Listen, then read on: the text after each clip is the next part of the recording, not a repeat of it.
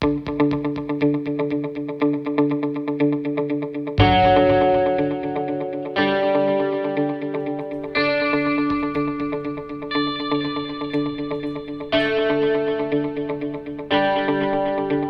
to the Health Detective Podcast with Roberto Parker.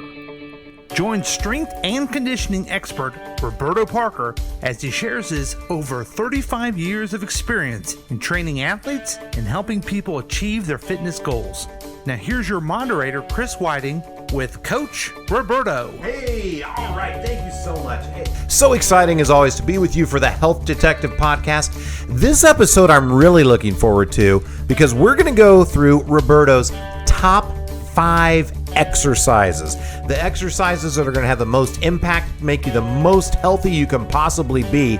And not to make this about me, Roberto, but we had a hell of a workout this morning. That's right. You kicked my ass. And so That's right. I'm excited to see how many of the exercises we did this morning fit into or are related to your top 5 exercises tonight. I'd say, they're all interrelated. The reason I have a top 5 or top 3 or top 4 is because there's some exercises that are just, I consider the foundation of all movements of what we do. Sure. The body is a 3-dimensional design, the way we move and ambulate through space. Oops, you missed that pin there. Hey, that's what happens when we're live, folks. Sorry. When you move in a straight ahead motion, that is called a linear sagittal plane. Linear sagittal, okay. Sagittal, yes. When you move side to side, that is lateral, also called the frontal plane. And also when you twist rotationally, that is called the transverse plane. That is how our bodies function. I actually have a list called the primal movements, which is about 10 different things. It's pushing, pulling, bending, twisting, squatting, lunging, climbing, crawling, striking. So that everything, I believe we should exercise the way that our primal ancestors used to move through space. Yeah. Now, I'm not saying we should live that way, but I believe we should exercise the way they moved and the way they survived. Every day you had to crawl, climb, strike, lunge, bend, twist, sprint from a predator, or throw something at like a rock to kill your prey for the day, or something like a rabbit or a squirrel to eat for dinner. Yeah. So those are all survival, to me, survival type of movements. That's the way we're designed. The number 1 exercise. Oh, wow, okay. That I consider, I feel like old Dave Letterman show here. Yes. And number 1. Hey, there you go. Hey, all right. Is squats.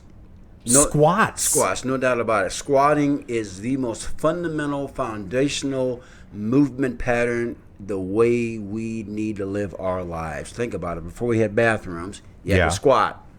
Women, when they first delivered babies, they had to squat that little thing out. Okay?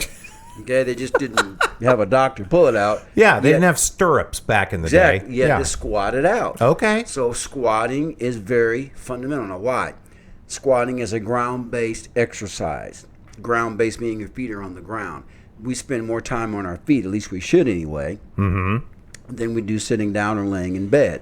So it would make sense to put on, include some sort of ground-based type of exercise. Now, if you squat with a bar or a sandbag or a dumbbell or a kettlebell or even just doing body weight squats, if you do them properly, you're working not just your legs, your midsection, your back, even up in your trapezius area.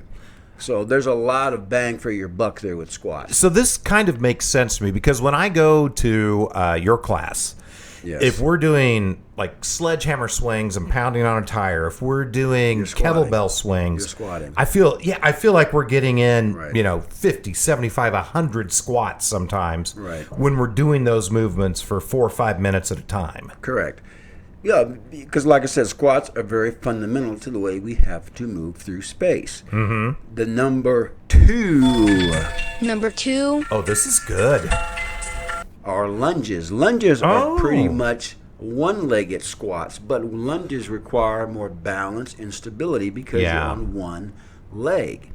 So in order to survive in the wilderness, once again, you have to have good stability, good balance, good mobility. So that is why I like lunges. Plus, you can do a lot of different combination exercises off of lunges. So lunges would be the number 2. Now, question? Well, so question.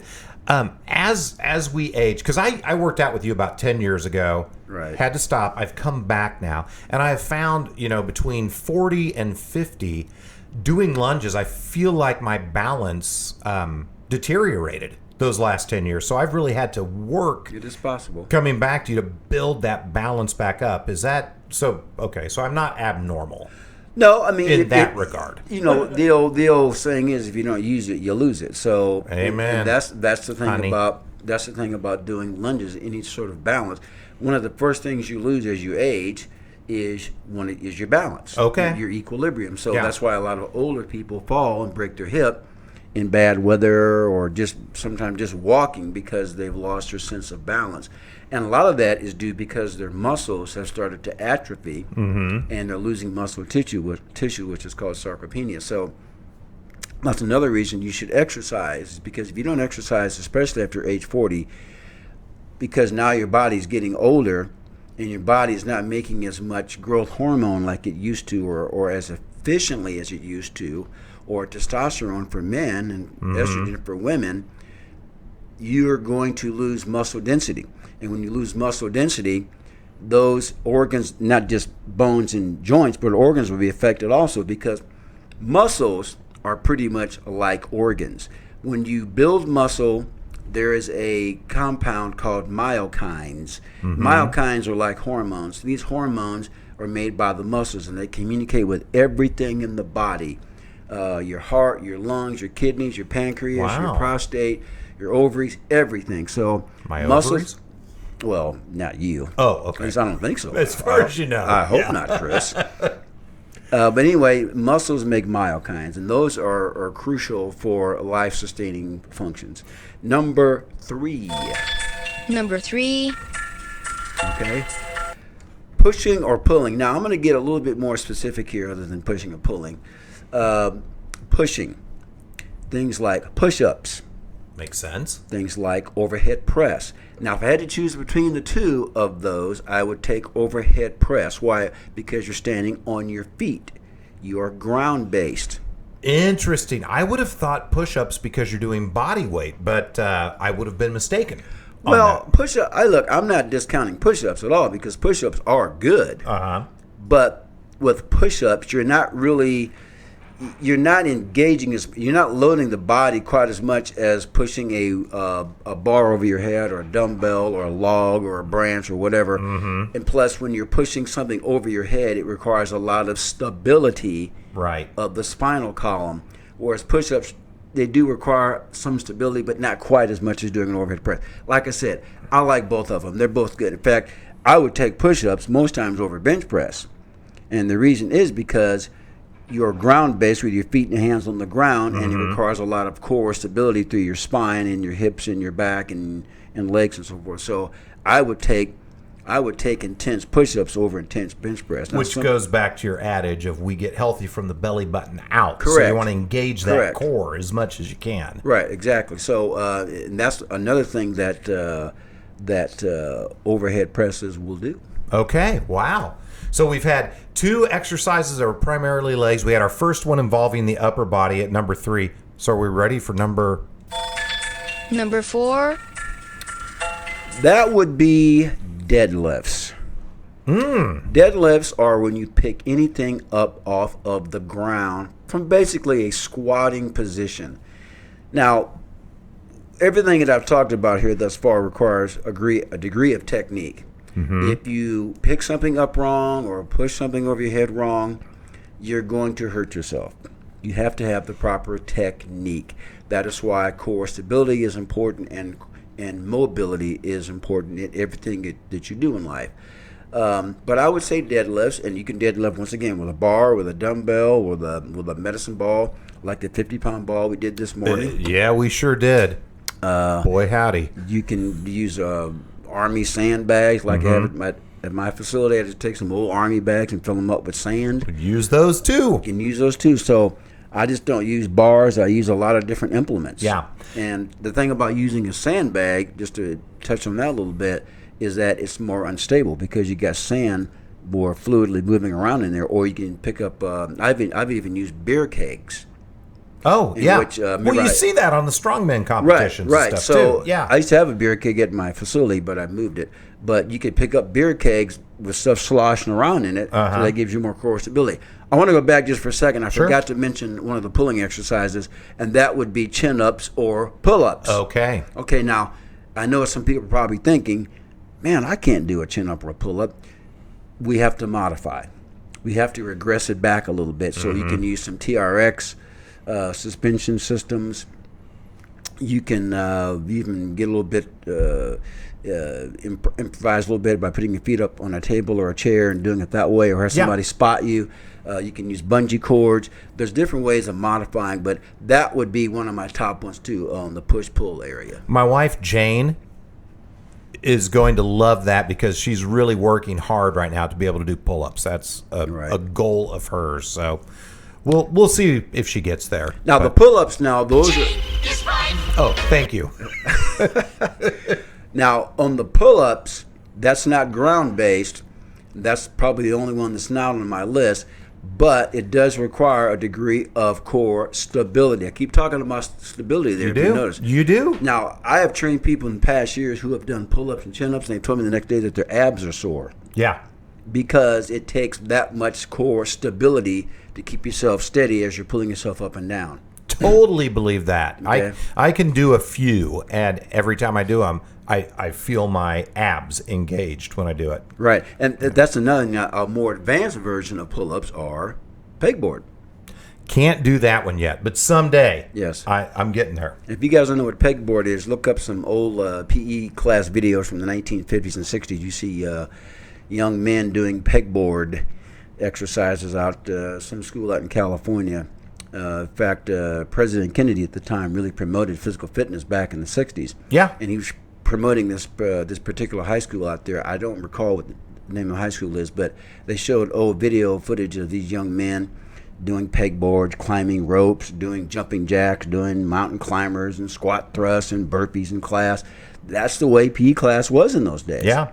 Not like today. A little bit different. Didn't Kennedy start the Presidential Physical Fitness Awards? Yes, he did. Yeah, I thought so. Yes, he did. He, I believe on there they have the push-up, the pull-up, some sort of run. I don't think it's a mile run. It might be a shuttle run or something like that. I remember we did a shuttle run. Yeah. We did like a 600-yard run, 50-yard dash. Yeah, I never got the award. And you have to do so many, I think so many sit-ups.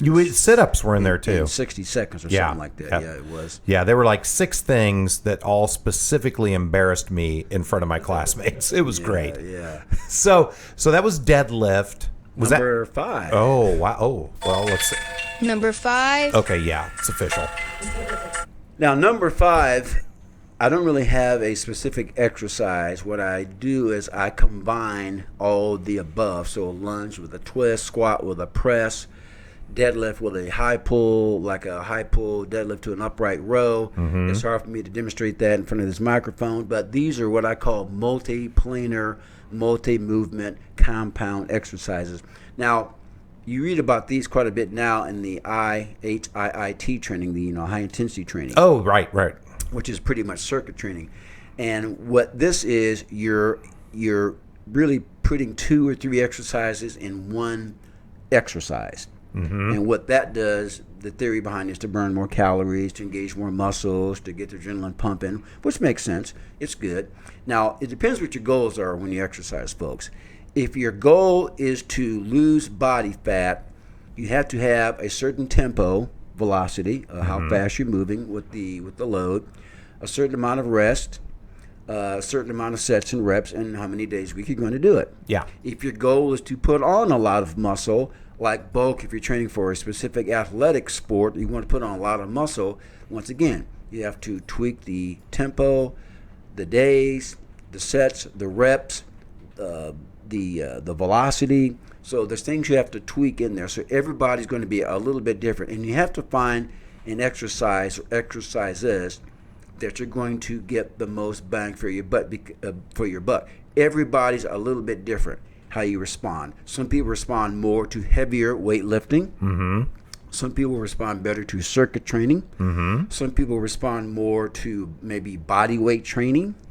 It all depends. Some people respond more to more core training, you might say. It all depends. Some people respond better to, okay, I'm going to work in some weights with some cardio, weights with cardio, kind of flip back and forth, go from one to the next, one station to the next. Let's say you do weights for 1 minute, cardio for 1 minute, weights for 1 minute, cardio for 1 minute. It all depends, and that's why people hire me, because I will help you determine what is best for you. Because just because you read something in a magazine or Men's Health or Women's Health or whatever the case may be, that such and such is doing a certain type of exercise, doesn't mean it's the right exercise for you. Yeah, and to give a little bit more of an endorsement to you, as we were driving away, my wife and I, from class this morning, she's like, she goes, all of these exercises we do, I could probably find online, but I wouldn't know how to mix them up the right way. Correct. And I wouldn't have the accountability of Roberto standing there. I don't know if cheering me on is the right word. But threatening, yeah, whatever. But encouraging us to push ourselves harder, and that you can't get that on your own. So if somebody wants to work with you, what do they do? Contact me. My number is 816-405-7703. Email is rwpsports@yahoo.com. You can also friend me on Facebook. You can also look up Innovative Sports Training. If you are a serious person who wants some serious results, I only want people who want serious results. Mm-hmm. Okay, if you're a BSer, I don't want you. Okay, bottom line. Yet somehow I'm in the class. Okay, yes. So if you're serious about your training, you're serious about making the next step in your program, ladies and gentlemen, I'm your guy. I'll vouch for him on that. Roberto, thank you again, as always. Great podcast today. We got top 5 exercises here. And I'm excited about next week because I think we're going to talk about like the top 5 foods that people should eat for nutrition. So, Hey, thanks so much for tuning in to the Health Detective Podcast, and we will talk to you next time.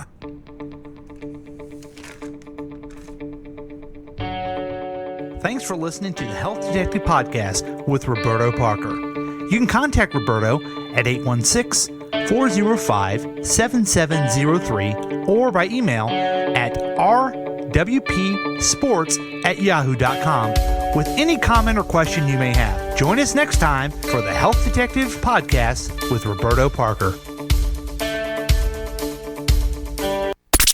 The Health Detective Podcast with Roberto Parker has been a KCTK production, produced by Roberto Parker, Chris Whiting, and Paul Lavoda. All rights reserved. For more information and content, email us at kctkradio@gmail.com.